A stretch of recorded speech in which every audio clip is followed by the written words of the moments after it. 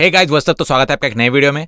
और आज जो वीडियो हम देखने वाले हैं बहुत ही रिसेंटली आया है और ये आपको पता ही होगा कि रिसेंटली और एक बार रूपी रूबल ट्रेड को जो है वो थ्रस्ट मिला है और इंडिया ने बेसिकली प्रपोज किया है रशिया को कि रूपी जो है हमारे बीच ट्रेड में यूज़ किया जाए। पिछले वीडियो में मैंने कहा था कि ये जो रूबल की स्ट्रेंथनिंग है ये प्रॉपरली रिसोर्सेज बैक्ड भी है। हालांकि पुतिन ने कुछ ऑब्वियसली मेजर्स लिए हैं इसके जैसे कि इंटरेस्ट बढ़ाना वगैरह, लेकिन उससे भी बढ़कर ये जो ऑयल का दाम बढ़ना या फिर नेचुरल रिसोर्सेज का स्केर्सिटी होना, क्योंकि रशिया में बहुत सारे रिसोर्सेज है तो ये जो रूबल की स्ट्रेंथनिंग है ये बहुत फर्म्ड है, बैकअप है नेचुरल रिसोर्सेज से और उनके दाम बढ़ने से। और इतने सारे जो भी सैंक्शंस लगने थे ऑलमोस्ट लग ही चुके हैं, उसके बावजूद भी ये है। तो ये आने वाले दिनों में ऐसा ही रहेगा और इसमें कुछ आर्टिफिशियल ऐसा कुछ बात नहीं है कि पुतिन इसको होल्ड नहीं कर सकता है जैसे कि बहुत सारे एक्सपर्ट्स बोल रहे थे।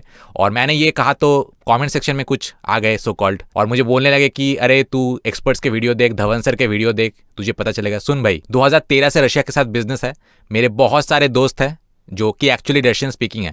जब बहुत सारे ये एक्सपर्ट्स को कहते हैं कि मेरे रशिया में ये दोस्त है तो कुछ गिने चुने इंग्लिश स्पीकिंग पॉपुलेशन है, लेकिन मेरा नेटिव पॉपुलेशन और बिजनेसमैन जो कि एक्चुअली रशियंस है उनको इंग्लिश नहीं पता, उनके साथ मेरा मिलना जुलना है। और पूरे जो बिजनेसमैन का एक कम्युनिटी है, इंडियंस हो या फिर रशियंस हो, इंडियन बिजनेसमैन, रशियन बिजनेसमैन, उनके साथ मेरा उठना बैठना है। तो मुझे किसी यूपीएससी प्रिपरेशन वाले चैनल से ओपिनियन लेने की ज़रूरत नहीं है।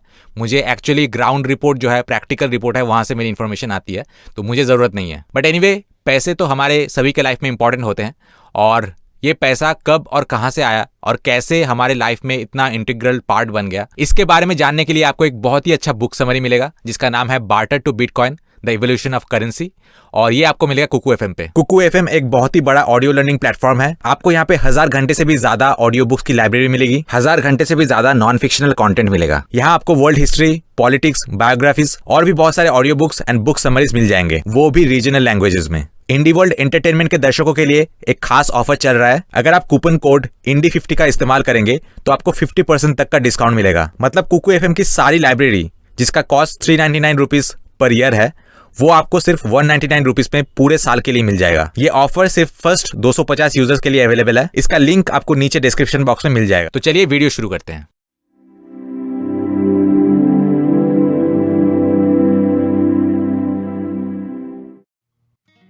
हेलो फ्रेंड्स, इस वीडियो में हम बात करेंगे कि इंडिया डॉलर के उपयोग को रिजेक्ट कर रहा है और रशिया से रुपए में पेमेंट को एक्सेप्ट करने के लिए पूछ रहा है कि मॉस्को से एक डेलीगेशन जल्द ही भारत भेजा जाएगा। भारत के फाइनेंस मिनिस्टर के साथ साथ सेंट्रल बैंक ऑफ इंडिया से बात करने के लिए।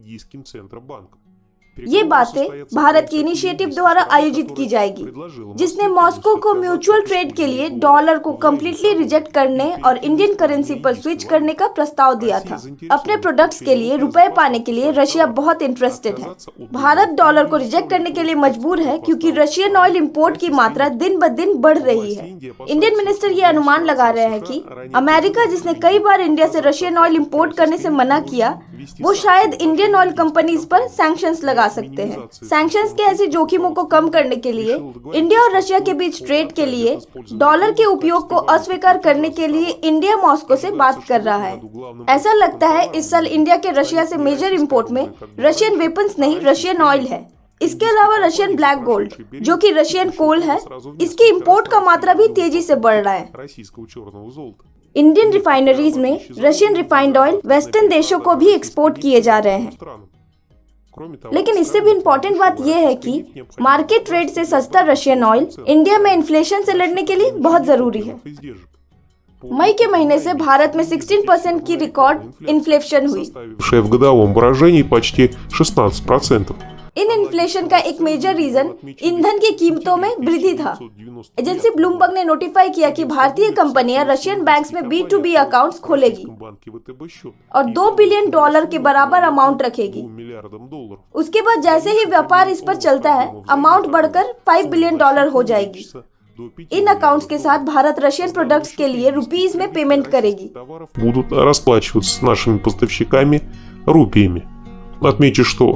इससे पहले भारत और रशिया ने अपनी अपनी नेशनल करेंसीज में व्यापार करने का फैसला किया। Плюс к этому российские власти сейчас проявляют больше интерес в получении индийской валюты за свои товары.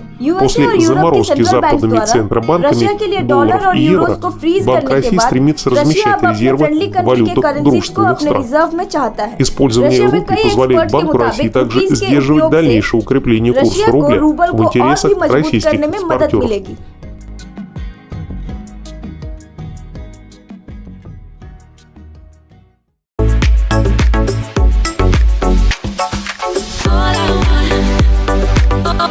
तो सबसे पहले इलिया ने कमेंट किया है कि अगर दुश्मनों की हमसे जल रही है मतलब हम कुछ सही कर रहे हैं। हमारे so called non friendly countries ये सोच रहे थे कि वो लोग फार्ट करेंगे और रशिया और इंडिया जैसे देशों को उसका बदबू सहना पड़ेगा, लेकिन हुआ उल्टा। उनके फार्ट से उन्हीं के जलने लगी है। कितने तेजस्वी लोग हैं हमारे पास, कितने शानदार विचार रखते हैं जी, और कुछ लोग मनोरंजन भी करवाते हैं। उसके बाद ऐना शेरवा ने लिखा है कि इंडिया ने ये प्रपोजल रशिया को दिया है और अब रशिया इस पे डिसाइड करेगा कि रशिया को क्या करना है, लेकिन ये प्रपोजल बहुत ही अच्छा होगा अगर इसको सही तरीके से प्रैक्टिकली इंप्लीमेंट किया जाए तो। Most importantly India should feel कि रशिया की स्ट्रॉन्ग सपोर्ट हमेशा इंडिया के साथ है। उसके बाद सैक ऑफ डॉलर्स, बहुत ही इंटरेस्टिंग तरीका है लिखने का। तो sack of dollars NFT metaverse ने लिखा है कि we urgently need to come up with single currency for Russia and Asia and the bucks are going to go in trash.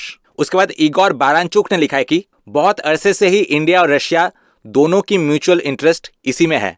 At least is far more easier and convenient to trade.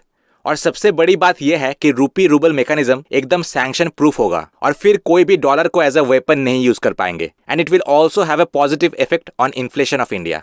जी हाँ, आपको तो पता ही है कि कैसे rouble जो है war के दौरान, स्टार्टिंग के दौरान क्रैश करने लगा था और सब ये प्रेडिक्ट कर रहे थे कि रशिया भी 2 दिन भी टिक नहीं पाएगा, बहुत इन्फ्लेशन हो जाएगा। बट पुतिन तो फिर पुतिन है, ऐसा मास्टर स्ट्रोक खेला कि रूबल जो है पहले से भी ज़्यादा स्ट्रांग हो चुका है और इनफैक्ट रशिया को सैंक्शन करके अमेरिका, यूरोप में अभी इन्फ्लेशन जो है वो बढ़ रहा है। उसके बाद KGF मैन ने लिखा है कि अच्छा, ये लगता है कि कोई इंडियन है, डेफिनेटली KGF मैन, और इन्होंने टूटी फूटी शायद गूगल ट्रांसलेट से रशियन ट्रांसलेट करके लिखा है, बट जो भी लिखा है अच्छा ही लिखा है। ये बात मैं बहुत अरसे से कह भी रहा हूँ और इन्होंने जो लिखा है बिल्कुल मेरे दिल की बात कही है कि इंडिया लव्स रशिया सिर्फ इसलिए नहीं क्योंकि रशिया ने हमारी मदद की है, लेकिन और एक बहुत बड़ा कारण ये भी है कि किसी दूसरे देश के डेवलपमेंट और पावरफुल बनने से रशिया को कोई जलन नहीं होती और रशिया ने कभी भी इंडिया को छोटा दिखाने की कोशिश नहीं की है। उसके बाद गूगल क्रोम ने कमेंट किया है कि वाई नॉट, वो हमारे गुड्स रूबल्स में खरीदेंगे और हम उनके गुड्स जो है वो रुपीज में खरीदेंगे। Everything is fair and square. The most important thing is we have to get rid of the dollar. अगर सारे देश इंडिया और रशिया का एग्जाम्पल लेके अपने ही करेंसी में ट्रेड करे तो डॉलर की तो हेकड़ी निकल जाएगी। उसके बाद सिमियोन इवानोव ने लिखा है कि रूपी से तो हम बहुत सारे इंडियन प्रोडक्ट्स खरीद सकते हैं, डॉलर से क्या ही खरीदेंगे। उसके बाद येकातेरिना ने कमेंट किया है कि हम रशियंस क्या सोच रहे हैं, हम रशियंस यही सोच रहे हैं कि हमारे पास बहुत सारे रुपीस होंगे जिससे हम इंडिया से बहुत सारे सस्ते और अच्छे प्रोडक्ट्स खरीद सकते हैं। उसके बाद व्लादिमीर जाजिनोव ने कमेंट किया है कि expect another fall in the dollar and the euros. उसके बाद व्लाडा लिडग्रेन ने कमेंट किया है कि दुनिया का सबसे बड़ा पावरफुल और एडवांस्ड ऑयल रिफाइनरी इंडिया में है और जो इसके ओनर है वो दुनिया में सबसे अमीरों की टॉप लिस्ट में आते हैं और इसीलिए रुपीस के पावर को हल्के में मत लो। ये ऑब्वियसली अंबानी के बारे में बात कर रहे हैं और डेफिनेटली रुपीस की स्टेबिलिटी बढ़ानी पड़ेगी। रुपीस को जो इंपॉर्टेंस देंगे उनका अच्छा ही होगा और हमें भी अपने ओर से कोशिश करना चाहिए कि रुपी का जो वैल्यू है वो स्टेबल रहे ताकि इंटरनेशनल ट्रेड करने में हमें आसानी हो। उसके बाद व्लाडिस्लाव कुकेविच ने लिखा है कि रशिया को ये ऑफर बिल्कुल एक्सेप्ट कर लेना चाहिए, लेकिन इसके रिटर्न में हमें इंडिया में वीसा फ्री एंट्री चाहिए ताकि हम एटलीस्ट वहाँ पे 3 महीने तक रह सके। हम यहाँ पे रशियन बैंक से इंडियन रुपीस खरीदेंगे और विंटर्स में इंडिया में जाके चिल मारेंगे। जी बिल्कुल, इनफैक्ट इंडिया का जो वीसा प्रोसेस है रशियंस के लिए हमेशा ही फ्रेंडली था और रशिया का भी ज़्यादा फ्रेंडली होना चाहिए। हालांकि हाँ, मैं ये कहूँगा कि रशिया में जो वीसा प्रोसेस है वो बहुत स्ट्रिक्ट है क्योंकि वहाँ पे हर जो फॉरेन नेशनल्स है उनका प्रॉपर्ली ध्यान रखा जाता है।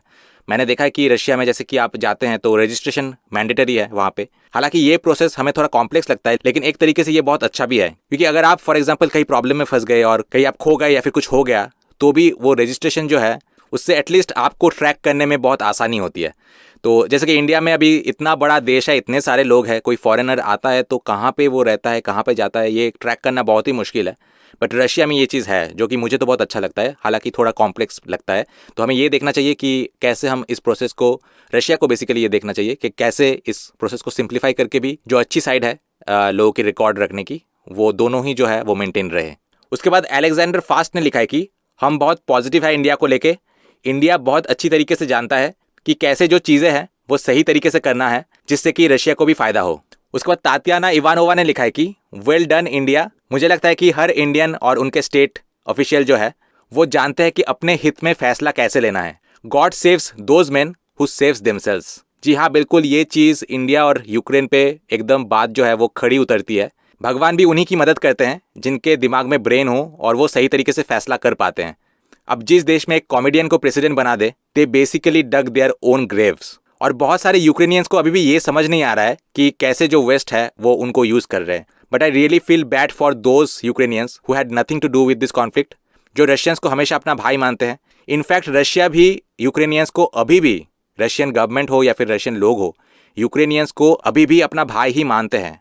वरना अगर रशिया चाहता तो यूक्रेन को 2-4 दिन में फ्लैट कर देता, और रशिया ने ये पहले भी दूसरे देशों के साथ किया है। अगर रशिया को ये जंग एनी हाउ जीतना होता तो यूक्रेन को वो 2-4 दिन में फ्लैट कर देते। लेकिन रशिया भी ये कोशिश कर रहा है कि कितना कम सिविलियंस की जान इसमें जाए, क्योंकि दूसरे देश और यूक्रेन में फ़र्क है। यहाँ पे लैंग्वेज, कल्चर सभी बिल्कुल सिमिलर ही था।